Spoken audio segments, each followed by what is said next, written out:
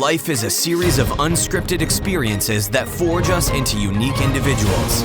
These are the experiences and stories of those who possess the will, beliefs, and fortitude required to overcome obstacles, pursue their passions, and achieve success. Welcome to the HawkCast with your host, AJ Hawk. Rich Roll joins us right now. Rich, thanks a lot, man. I really appreciate you coming on here. Oh, man, it's a pleasure to talk to you, AJ. Thanks for having me. Well, I've been a fan of yours for a little while now, I'd say. And for people that aren't aware of you, what would you say your, not job title, I don't want to, box you in, but what would you say your main passion is right now? Right now, I mean, to boil it down to brass tacks, it's really helping people through content creation. I'm an ultra endurance athlete. I'm an author. I've written a couple books. I do a podcast. I started making videos. So they're all just different distribution platforms for trying to put out a healthy, helpful message to try to inspire people and provide them with tools and resources to help them, like I say, sort of my tagline on my podcast, unleash and unlock their best, most authentic self through diet, nutrition, fitness, mindfulness, spirituality, a whole gamut of kind of subject matters, I suppose. Now, I know because I've, like I said, listened to your podcast. I've followed your story over the years. Like, I know this wasn't always the case for you. What was like the turning point in your life, or can you point to one exact thing that turned you into this guy that all of a sudden became this stud ultra endurance athlete running 5 Ironmans on 5 different islands in Hawaii and doing the Epic 5, which we'll talk about that too. Like, the stuff you're doing is ridiculous, but you started this late in life. Can you take us through that a little bit? Yeah, for sure. I can't boil it down to one exact moment, but there have been a couple kind of seminal turning points in my life. I mean, prior to this kind of life and lifestyle that I'm leading now, I was living a very different life. My 20s were kind of drowning in alcoholism, and that destroyed a swimming career. I was a swimmer at Stanford in the late 1980s, never really reached my potential as an athlete. And when that ended, that kind of closed the door on, what I thought would be, that was the end of my athletic career. And then after that, it just became about, pursuing this myth of the American dream. I never really kind of stopped to think about what it was that I wanted out of life. I just was kind of doing what I thought I was supposed to do, went to law school, got a good job at a law firm, but was really kind of living at odds with, what I now realize was kind of a more, authentic version of myself. And I think to compensate for that dissonance or that lack of, sense of ease, I was just boozing it up, man. I was partying like crazy and really became, quite a not a problem drinker would be an understatement. I was really in bad shape with drugs and alcohol. You had to be pretty functional though if you went to law school and got a job at a law firm at the time, right? Yeah, I mean, I was able to kind of live 2 different lives and be high functioning for a while, but the wheels were falling off the wagon. When I look back on law school, I just am like, how did I even get through that? Like, and it just progressed and progressed and progressed.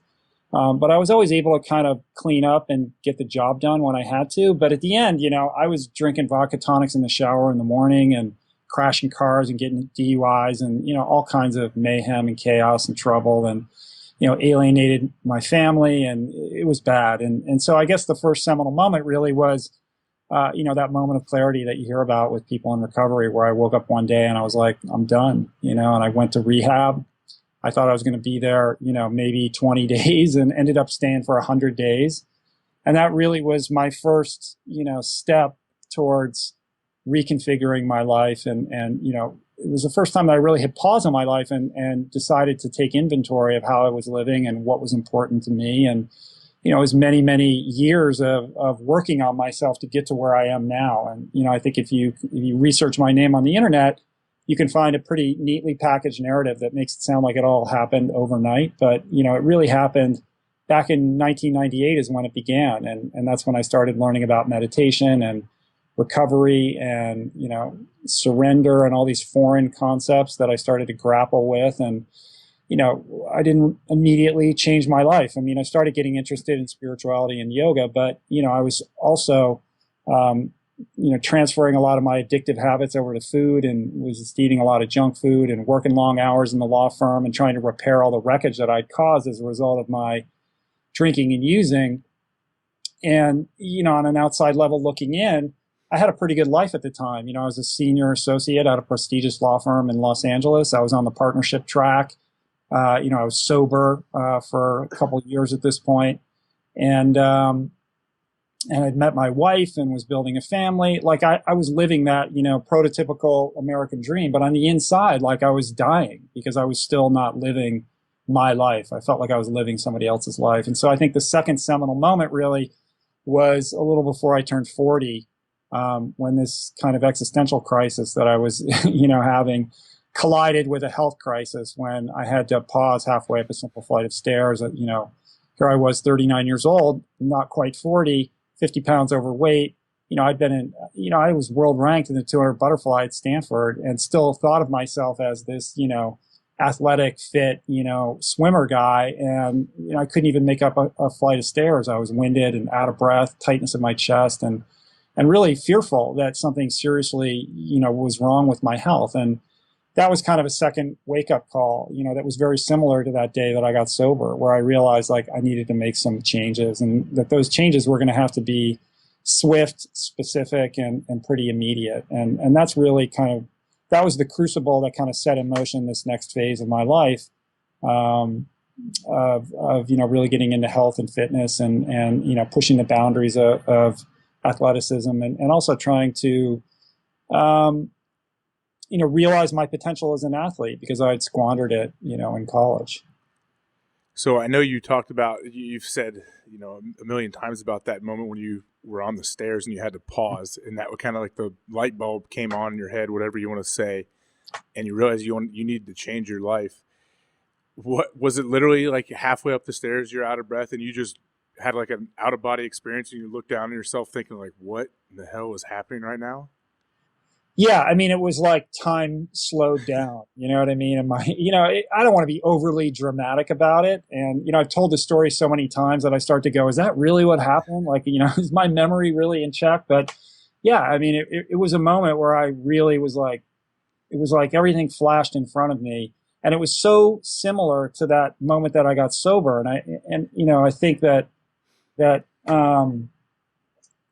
making that decision to go to rehab had changed my life so dramatically that I realized I was having another opportunity, that I had to jump on. And I think everybody, and I've said this before, I think we all have moments like this. I was lucky enough to be able to just recognize it and act on it. But I think we're all given kind of these little opportunities that, that come knocking. And it's a question of whether we have the willingness and the readiness to kind of leverage them and use them as platforms to change and actually follow through with it. Yeah, not just do the Atkins diet for 2 weeks like a lot of people seem to yo-yo up and down. And anything, you know what I mean? Anything. I mean, that's tough. And I think inspiration to me is easy. It's almost like fast food. I mean, anybody can put an inspirational quote up on Instagram, and you feel good reading it.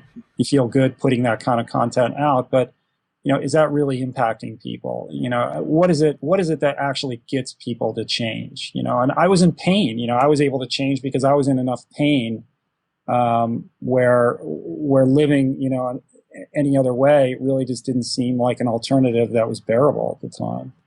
And you did a full 180, going vegan, getting an ultra endurance athlete, all this stuff, which I'm going to definitely touch on. But I wanted to go back real quick to the moment when you said you went to rehab and you said you planned on going in 20 days and you stayed 100. What was the reason behind that?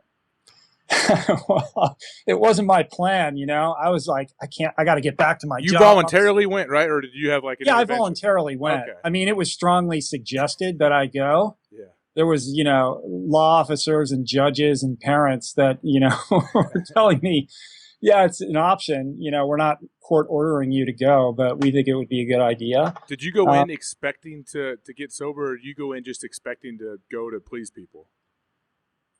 No, I think I was ready. I didn't want to go to rehab to please people. And I tried to get sober on my own. And, I was kind of a tourist in the rooms of recovery and wasn't really ready to do the work. And I was able to stay sober for, 30 days, 2 weeks, but I'd always go out, and that was that cycle was repeating itself and every time I went out, it was worse than the time before. So when I went to rehab, I was ready, but I wasn't ready to go for 100 days. But what happened was, when I got there, it was the first time that I actually was honest with anyone about how I was actually living. When I started to talk to the counselors about what I was actually doing, they were like, they've seen it all, but they were like, listen, man, you can leave in 21 days if you want, but, we really think you should stay because you have the alcoholism that we typically see in a 65-year-old lifelong drinker. Like, you're a hard case. And if you don't get this right, you're going to die, man. You're going to die. You're going to end up in jail. You're going to kill somebody in your car. Like, it's for real, and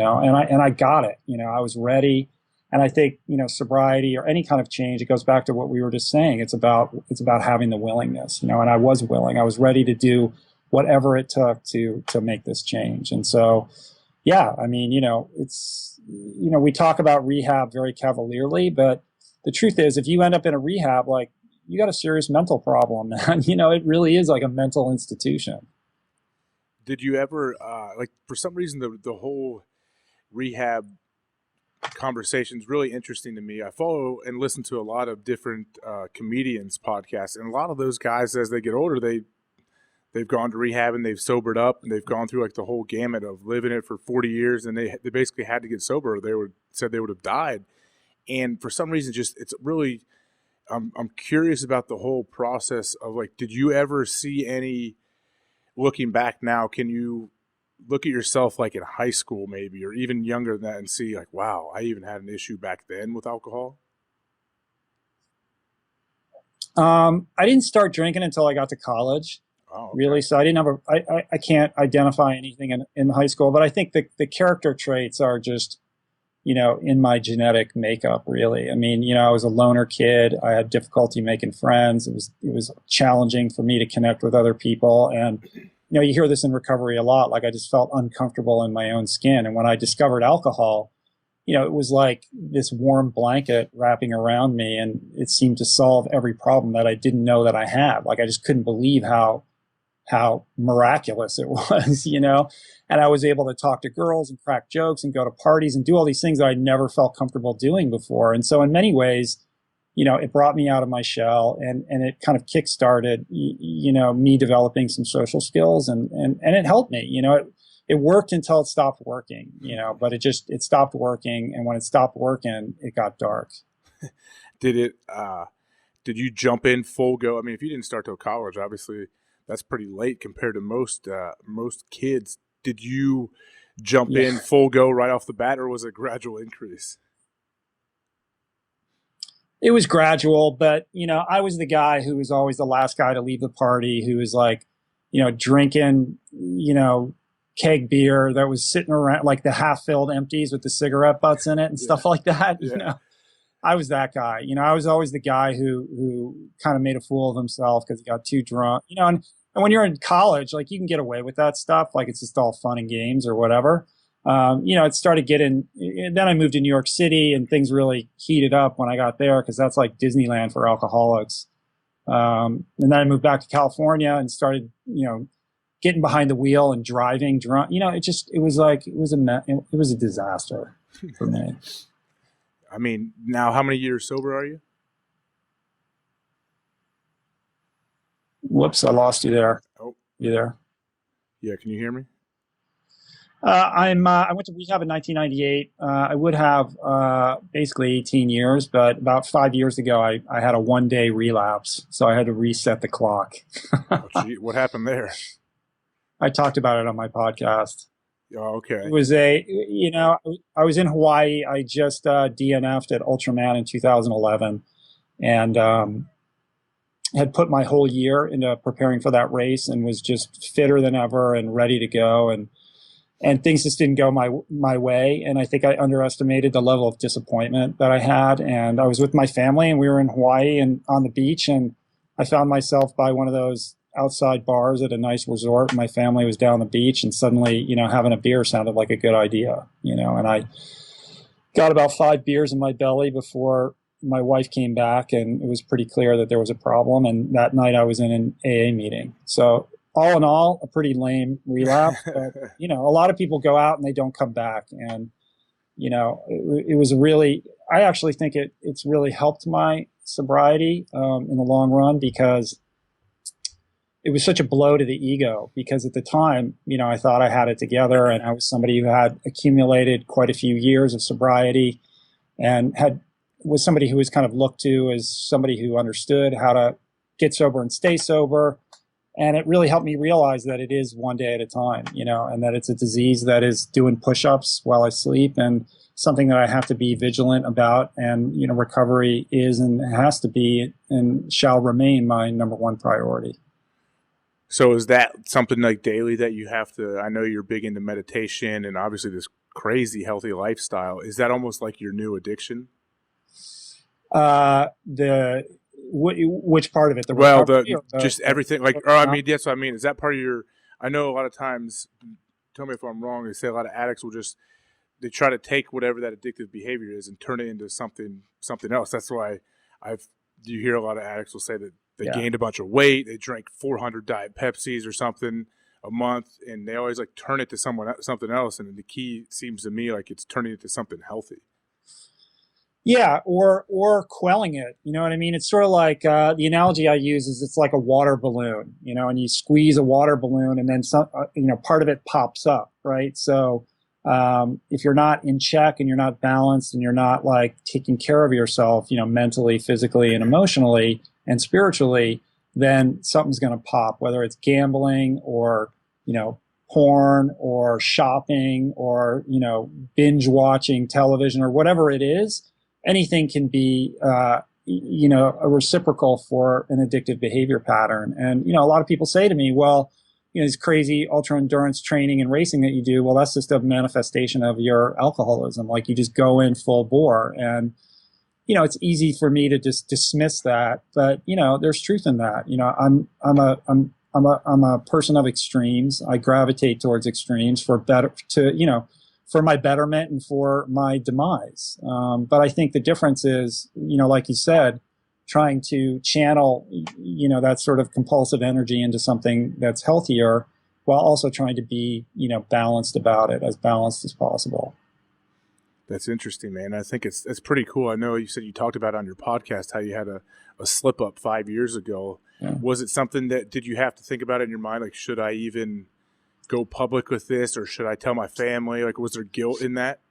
Oh, there's guilt, there's shame, there was so much going on when that happened. It was right before Finding Ultra came out, which is my first book, which is a memoir, and it's this was right before the book too. It was after I finished writing it, but before it had been released. Okay. So it was terrifying. It was like, here I am writing this book where I'm talking about my sobriety story, among other things. And here I am. I just went out. I just relapsed, over 5 years. Like, so, I was immediately honest with everybody in my circle. Like, I called all my friends in recovery. I told them what happened. Obviously, my family knows what happened. And I was very open and honest about it, to the people to whom it matters. But I didn't speak publicly about it until, I did that podcast.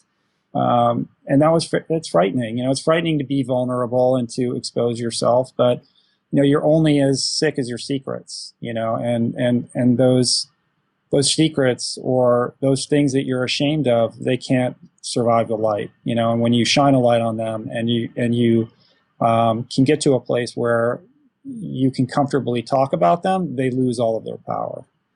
That's a great point, man. That's something that, I don't know if you're aware of the comic Jim Norton. He talks about publicly all the time on his radio show about how he's getting prostitutes. He got sober at 19 and he's like 45 at least now.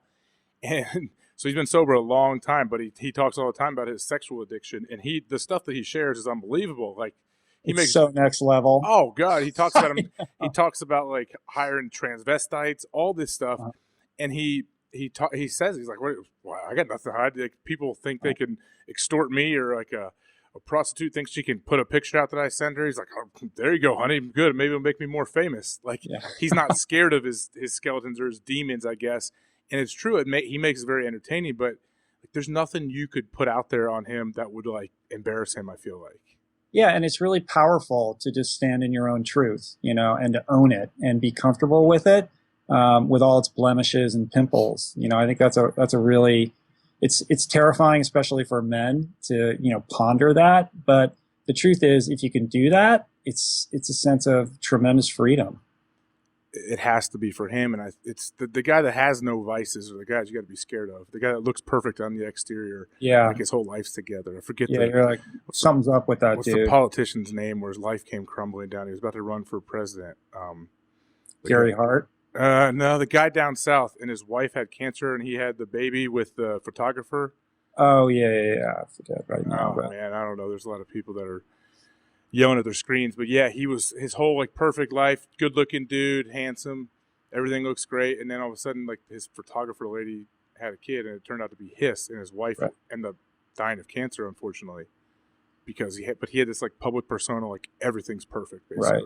I'm like, man, those are the guys that scare me to death, at least. Yeah. So they're the ones I stay away from, or you can kind of see right through it. But after that, man, so that's what's really cool is how that happened for you. So you get out of rehab, and then it's like, okay, man, I got this figured out. Life is good. I'm a lawyer. I'm making money. Things are going well.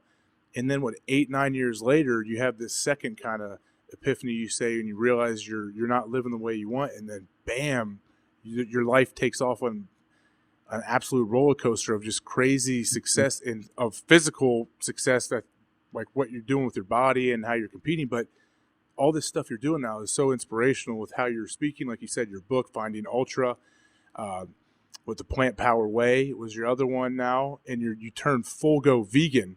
Was that an overnight deal where you just said, that's it, I'm all vegan now, and you haven't went back? No, it wasn't overnight. It was about 6 months. I mean, after that kind of staircase moment, you know, up until that point, you know, I was eating, I call it the window diet. You know, if you can drive your car up to a fine dining establishment, roll the window down, they hand you food, that's what you eat. And, you know, that's what I was eating. I was Jack in the Box, Burger King, you know, McDonald's, Pizza Hut, Taco Bell, all that kind of nonsense. Were you still active at this time, like working out? No. Like I was this lawyer and, you know, pretty sedentary life, you know, 50 pounds overweight, just not looking good. But not like, you know, you look like a normal guy. I've seen you before and after. Yeah, it wasn't like I was obese or anything like that. You know, like I don't want to give anyone that impression. You know, I look like a guy who's working too much in a law firm, really. You know, I just kind of had the round head a little bit. You know, I wasn't anybody that Jillian Michaels was going to yell at on a TV show. But, you know, but after that moment, I was like, I gotta do something drastic. And so I kind of did food rehab. Like I did a 7-day juice fast that my wife helped me out with. Because she had done that before. And, you know, look, I'd never gone a single day in my life without eating solid food. And that was sort of like, you know, my version of detox. You know, like I had to do that to wipe the slate clean.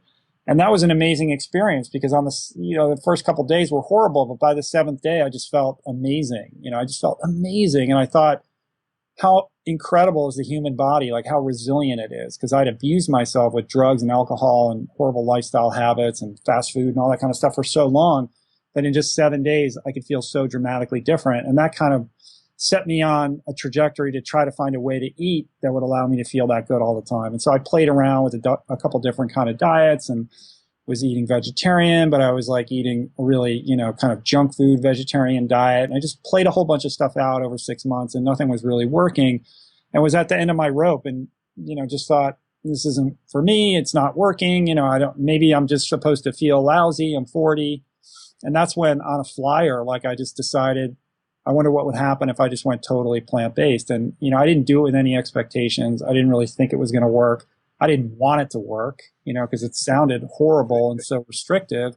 But I went for it. And within about 7 to 10 days, you know, I felt like I did on that last day of the juice cleanse. Like I just felt amazing. And it wasn't because I read a book or watched a documentary. Like I was really just experimenting on myself to see what would feel right for me. And that's just what clicked. And so from there, that's when I started to educate myself and try to figure out, you know, how to do it right. But suddenly I had, I was so used to just feeling lousy all the time, and suddenly I had all this energy, and that's really what got me out the door and, back to the pool and, putting on a pair of running shoes for the first time in so long, just because I had to burn off all this energy that I had. Like I just couldn't sit still. So originally it had nothing to do with trying to become a competitive athlete again. Like I was just reconnecting with what it felt like to be physically active again, and how much joy that had brought me when I was a kid as a swimmer. Like I just loved swimming, and suddenly here I was doing something that, wow,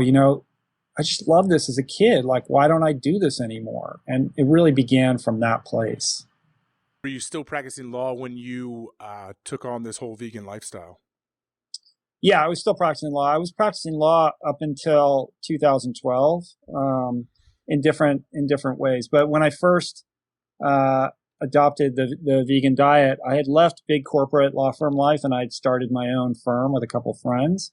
So I had a lot more flexibility over my time and things like that. So yeah, I was still very much practicing law, but not in the kind of corporate grind that I'd been in previous to that.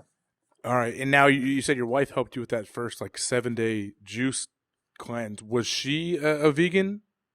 She was not vegan. She's always been super healthy though. She wasn't vegan at the time, but she ate a pretty clean diet, and she had this amazing experience a couple years prior where she healed this giant cyst on her neck that was like the size of a golf ball through Ayurveda, which is this, form of this ancient Indian form of medicine, much like Chinese medicine, that involves a lot of herbs and very specific dietary protocol and a reduction in stress. And it was kind of an amazing thing to watch, because it really made me realize the power of food to heal. Like, you can actually heal your body with food.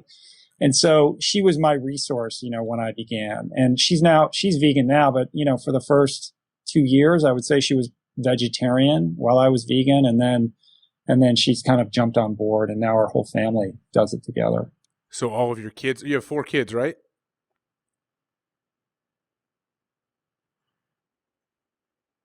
Yeah, I got 4 kids. We're all plant-based now. Each of them has had their own journey with it, though, their own kind of, different path to getting there. But, now we're all on board. Everybody loves it. And it's been a really great experience, and a great learning experience with the kids, too, to learn about food and food systems and where our food comes from, and to help them just be more, conscious and conscientious about what they put in their bodies. So when you do these, when you compete in the races, actually, so I know you did when you did the Epic 5, you called it, that was the 5 Ironmans on the 5 different islands in Hawaii.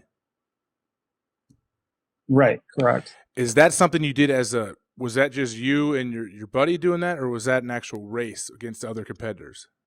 No, it was just me and my buddy. It's kind of similar to James Lawrence, how he just self-styled his own adventure. Mm-hmm. It was really my friend Jason Lester's idea. He recruited me into doing it. And it was just us. We had a couple of friends that were working with us as volunteers, kind of crew support, but it wasn't like a sanctioned race. We just went to each island and did an Ironman each day. Okay. Now when you compete in these was the ultra, what's it called? The Ultraman? The Ultraman. Yeah. Ultraman. Can you explain to us exactly what that is and how many miles every part is? Yeah, sure. So most people are familiar with an Ironman, but for your listeners who might not, an Ironman is a very long triathlon, which over the course of a day, you swim 2.4 miles, then you ride your bike 112 miles, and then you run a marathon after that. You do it all in one day. It's crazy, ridiculous, long race. Widely considered the ultimate test of human endurance. But there's this race called Ultraman that most people don't know about, that's been around for a very long time. It's been around for 30 years. It's a double Ironman distance race, and it's a 3-day race, a 3-day stage race, which over the course of these 3 days, you circumnavigate the entire big island of Hawaii.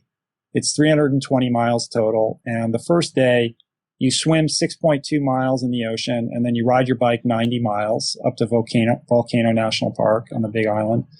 And the second day you race your bike 171 miles. And then the third day you run 52.4 miles and you kind of end up where you began. And isn't that limited to like only 35 contestants? Yeah, it's a world championship event, but they limit it to just 35 invitation-only competitors from all over the world. And it's a really interesting race because it's unlike Ironman. There's no prize money. There's no sponsorship dollars. There's no media coverage. There's no television. Certainly, they don't even close the roads for the cycling race. So it's very old school. It's probably what Ironman was like back in 1979, 1980 when it began. And that's really what attracted me to it from the beginning, is there's something really pure and beautiful about it.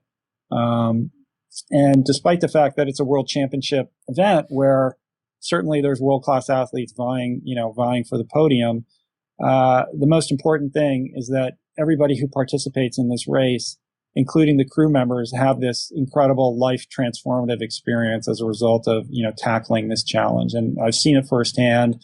It certainly, transformed my life. I've seen it have that impact on others. And it's just a really cool, beautiful event. So I didn't realize that there's no prize money. So all of you guys are just running it to have the ultimate test of your physical and mental makeup?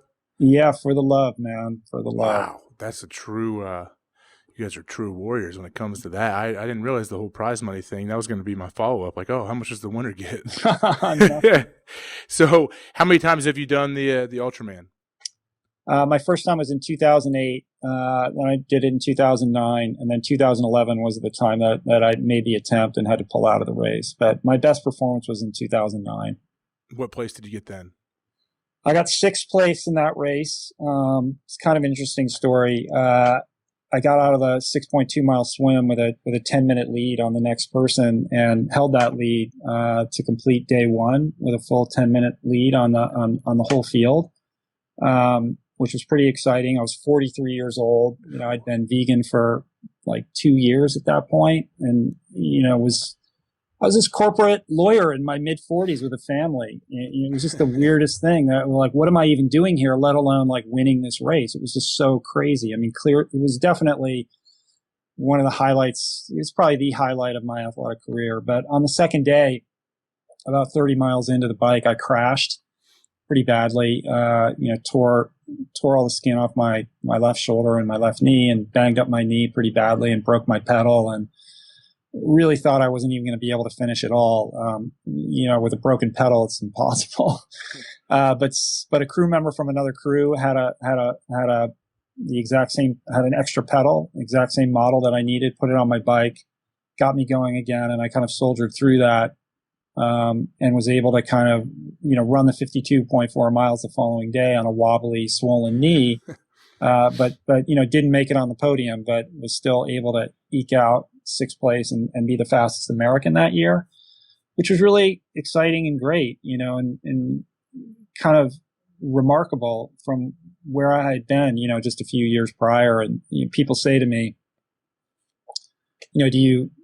do you think you would have been on the podium, or could you have won if you hadn't crashed, and aren't you upset, and all of this? And, the truth of the matter is I didn't get into this sport to win or beat people or see what my time was or any of that kind of stuff. Like, it's all an extension of the things that I learned in rehab. It's about personal growth, and it's about self-understanding and learning something about myself and what makes me tick, and where are my edges, and what's the outer perimeter of that envelope, and trying to butt up against that and push through it. And that's what I was seeking, and that's exactly what I got. And when I crashed my bike and didn't think I was going to finish, and I was faced with a decision to pull out or to get back on my bike and soldier on, knowing that my chances of doing well in the race had kind of gone out the window.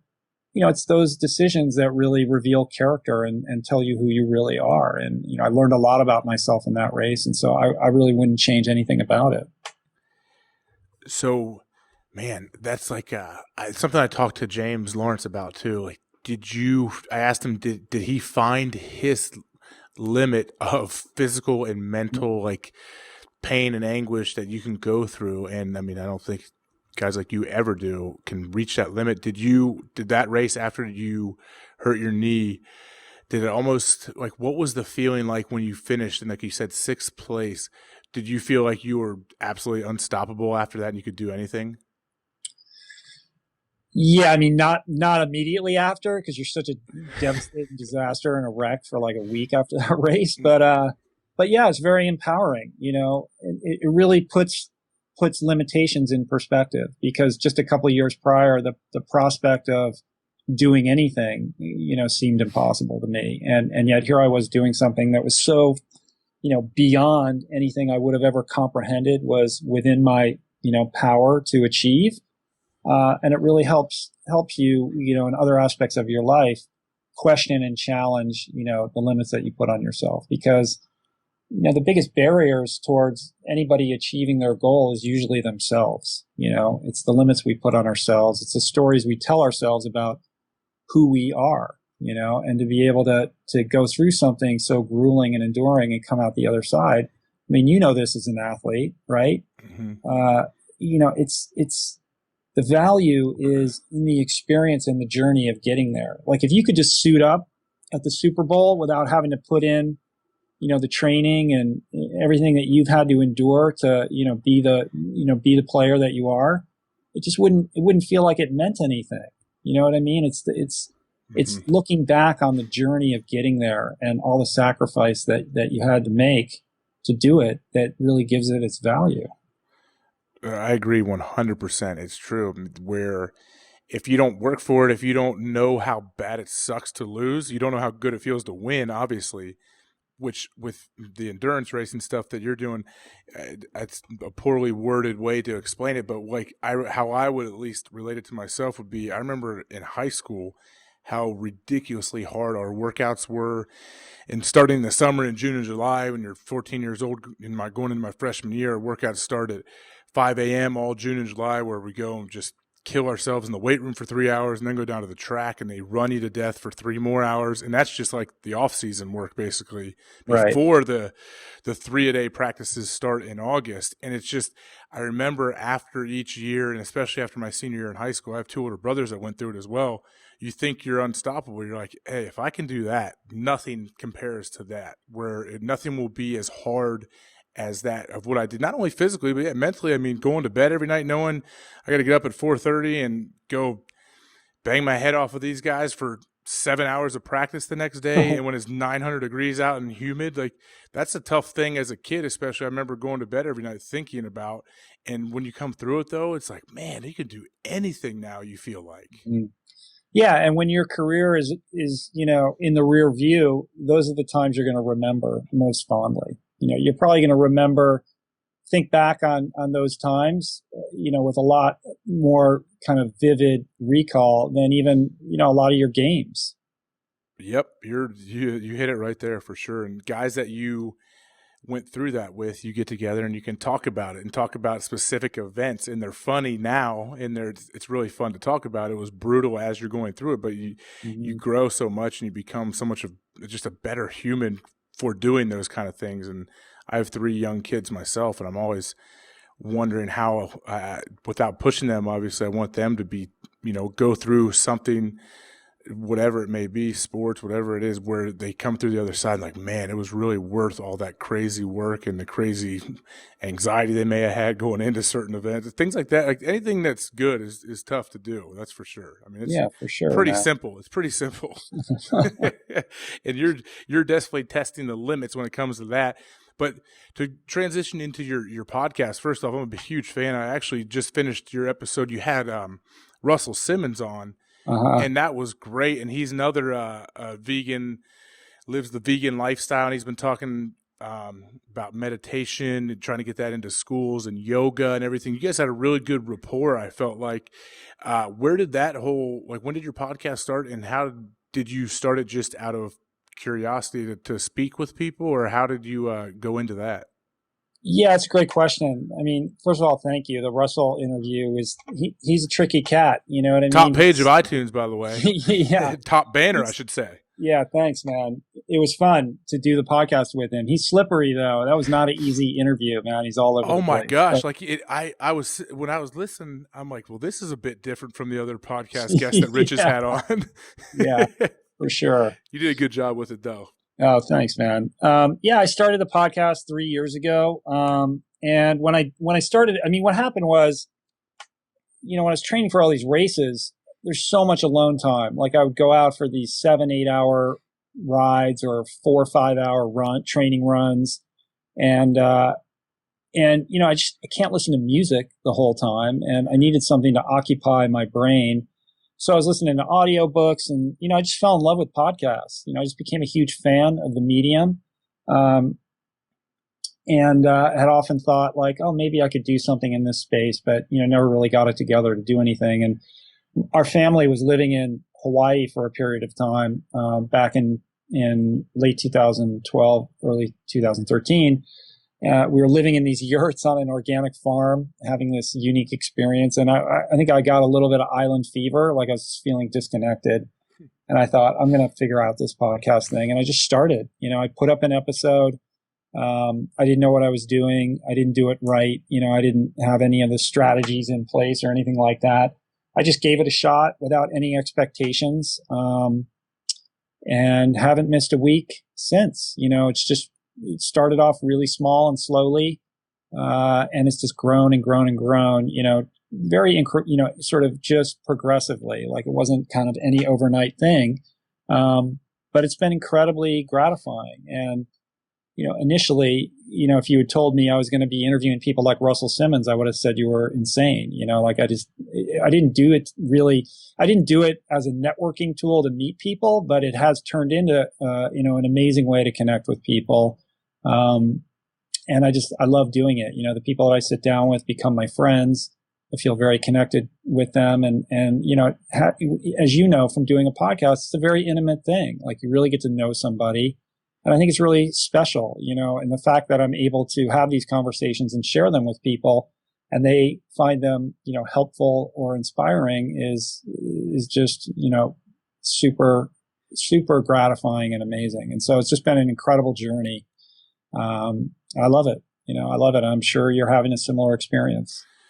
Yes, I definitely. And you can kind of tell people that go into podcasting because a company like Podcast One offered them some advertiser money to come in and host a podcast once a week, compared to people like the most people, especially the ones that I would listen to or that seem to be good, are guys like you that are passionate and they just want to talk to people and they're naturally curious and didn't get into it to try to make some extra money. And it really comes through for sure, listening to your podcast and your ridiculous story. But yeah, it's a weird thing how that kind of happens, like the networking deal. Like how am I talking to you right now? That blows my mind sometimes when I sit here like, how do I even get but you get in, you talk to these people that are super cool and then they get connected to other people that are super cool, and that's podcasting.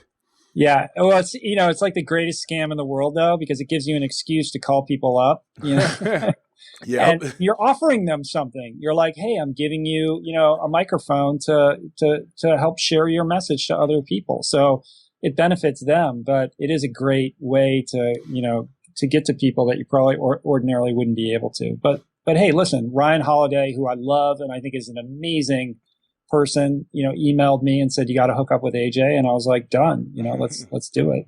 Yes, I very much appreciate Ryan for that. He's connected me to multiple people, and he's such an interesting guy and such a young guy too. Like so well read, just seems like so far ahead of the game already. I know. I look at him and I'm like, when I think of what I was doing at his age, geez. Oh, it's ridiculous. That's what's cool, man. All that stuff is out there, and we can all go. You can find him as a guest on a lot of different people's podcasts, and kind of educate yourself. So it's up to us to go out there and find it, I think. And I'm always searching, and that's how I found, stumbled upon your stuff a couple years back. Now you also do a lot of cool videos. Before we started recording, I mentioned when you went in. Joined James the Iron Cowboy Lawrence on his last marathon of the 50th Ironman he ran, and you did a really cool like journey. You showed your whole journey from buying your plane tickets to driving and flying and meeting James as he was finishing the bike, I guess it would be, headed into his last marathon. Mm-hmm. How much contact had you had with James before he did the 50-50-50? A little bit. About a year before the 50-50-50, I had emailed him to get him on the podcast just because he had done some other, like he had set some world records for most number of half Ironmans in a year and just seemed like an interesting guy and a good fit for my show. Didn't hear back from him for a very long time. And then he kind of responded and we talked about, doing it. And then by the time we had it together, it was just before he was getting ready to do the 50-50-50. So I've had him on the show twice. I had him on right before he did it. And that's the first time that I'd met him in person. And I remember thinking at the time, as somebody who'd done 5 Ironmans in a row, thinking, well, this guy looks super fit. He's done some cool stuff. Pretty confident he'll be able to do 50 Ironmans in 50 states, but I don't see how he's going to do it in 50 days. Like, I just don't see how he's going to sidestep having to take a rest day here and there, if for no other reason that he's going to meet unforeseen obstacles that's going to throw his timeline off. Like, he just had no room for error in this whole thing. And I just didn't see how it was going to be possible. But we had a great conversation on the podcast. And I said, let's come back on when you're done and tell me all about it. And, I was watching intently as he began and, dialing up his Facebook page every morning to see where he was, and just every day being more and more amazed that he was still going. And as it neared its completion, I just thought, I got to be here for this. Like, I have to witness this, because I think, as somebody who's very steeped in this world and know what it takes to do what he's done, I honestly think it's one of the most extraordinary feats of, athleticism or, certainly endurance in the history of sport. Like, nobody's ever done anything like this. And I'm glad that he's getting some media attention, but I think he should be getting quite a bit more. And, to be there in Utah and to see 3,000 people show up to cheer him on was really cool. And it was personally gratifying for me, because I know that not that many people knew about him until he was on my podcast, before, and they were hearing about it and they were showing up to run with him in the various states across the country. And it just continued to build and build and build. And he was calling me from the road, whatever state he was in, saying, everywhere I go, podcast fans are showing up. Thank you. All these people are coming to support me. And so, I celebrate what he's accomplished in so many ways. And it feels good to, help share that story and spread that story around. Yeah, when you sat down with him after he completed the 50-50-50, which was only it was less than a week after he finished, right? Yeah, what happened was I was there and I was there and ran the final marathon with him. And I said, I got my podcast stuff. If you want to do it, let's tell the story while it's hot. Let's do it. And while we were running earlier in the day, he was definitely up for it. But when it was done, he's like, I can't do it, man. So I just flew back the next week. I was like, we got to do this right away, and I'm glad that I did. And I'm glad that I was able to make that video and kind of share the experience from my perspective. It was, you did a great job with that. Now, all the ultra endurance running, like these marathons, triathlon, Ironman, everything you've been doing, it's not a highly lucrative situation from what I see, is it? No, you're not going to make money in being an ultra endurance athlete. And I think, even Ironman athletes, like, the guys at the very, very, very top, there's a handful of them. They're making a good living. Everybody else, the journeyman professional triathletes, it's tough. It's really tough. I don't know how they make ends meet. So, yeah, I don't make a living from being an athlete. I make a living, and I don't make a living in any one specific particular way. It all kind of works with doing many, many different things and being kind of diversified. My income comes from, the podcast has grown to a point where advertising revenue makes sense. So I monetize the podcast that way. Mm-hmm. I get paid to write these books, and I do public speaking and travel around and earn that way. I'm an investor in a plant-based restaurant out here, as well as a vegan baked goods company. And, I just have a whole bunch of different things that I do so that, the mix of everything kind of comes together to make it feasible for me to be able to, talk to you on a podcast. and you go around and do speaking gigs, right? Over at corporate events and in different places. Yeah, lots of corporate events, colleges. I'm going to talk to Vassar in a couple weeks, which should be fun. I love talking to college students. And, just various kind of, there's a whole world of like, health expos and health and wellness conferences and things like that. And I do a lot of talks at those kind of events. Now, how do you set yourself apart in that whole world of like the health expos and when you're, everything you do online gets big time numbers because you're very good at it. But how did you at least like set yourself apart from all the other riffraff in that category? In public speaking specifically? No, I just mean like online, and when you're like everything you're doing online, as well as when you do go to these health expos, maybe when you first started going to things like that, when there's all these different guys that aren't doing what you're doing, but they're trying to do similar things like you.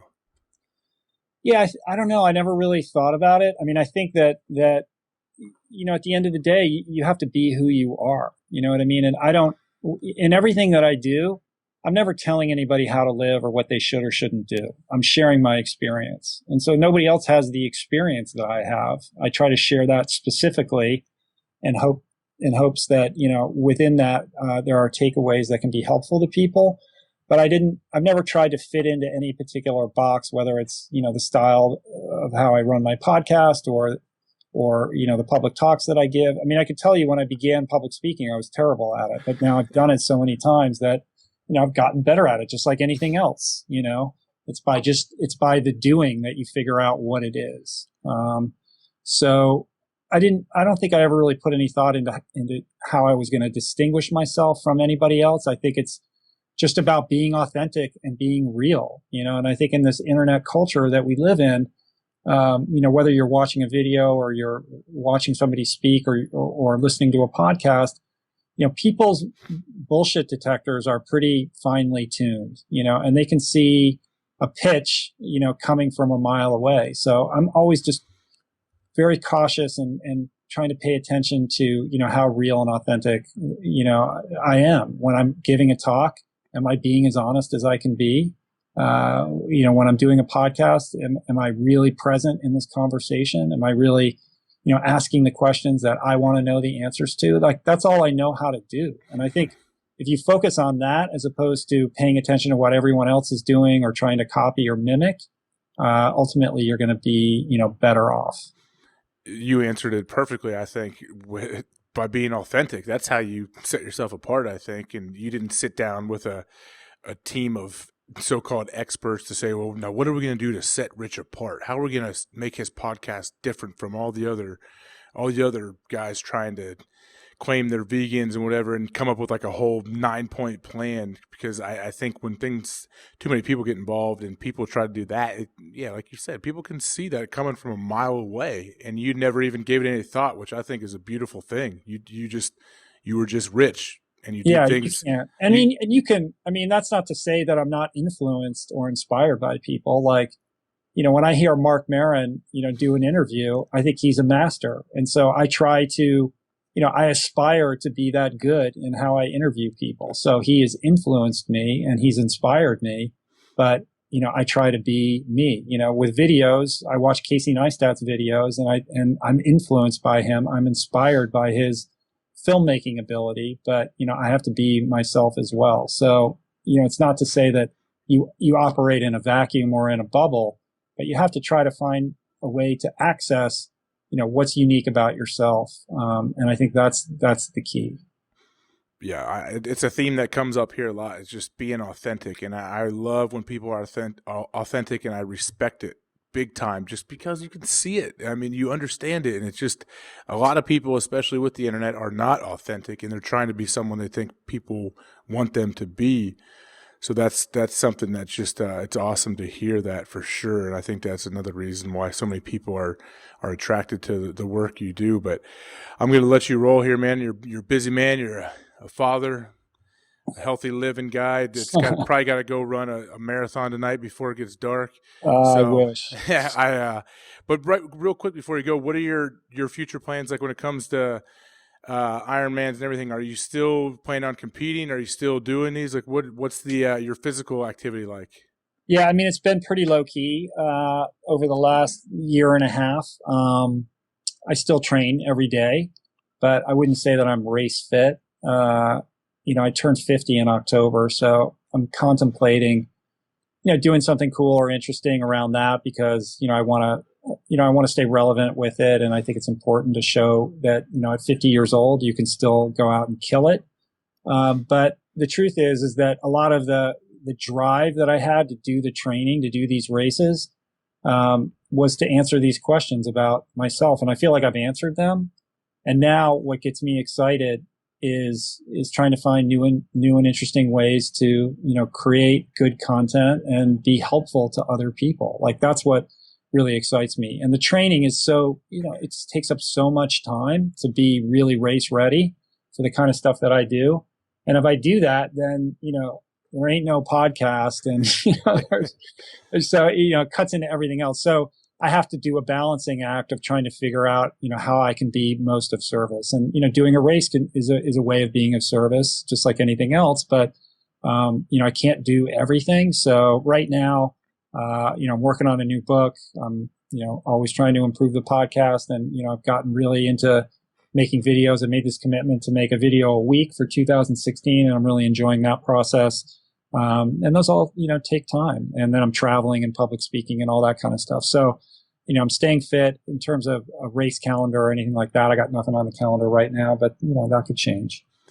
Okay. Well, good. I would imagine if you went back to your high school reunion at 50 years old, that most guys don't look like you.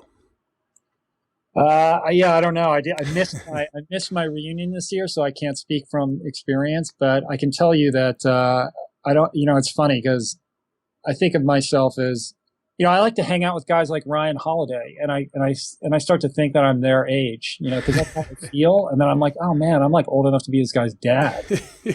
I'm with you. It happens. But I got a lot of friends that are, in their 20s and 30s, and I feel young. I feel great. And my message to you and to your listeners is that, it's never too late, man, whether it's to change your life or to, change your diet or your lifestyle or your career or anything like that. Like if I could do it, at 40 and turn things around so dramatically, I think we all have that power within us. And I think we're all, God's creatures and perfectly made. And that doesn't mean that we can all be Kobe Bryant, but I think we all have something, innate and unique to ourselves that we're kind of custom built to express. And I think it's incumbent upon all of us to find out what that is and to find ways to express that specific thing, in our lives. Well said, man. It's a beautiful story. Everything you have going on. I really appreciate you coming on.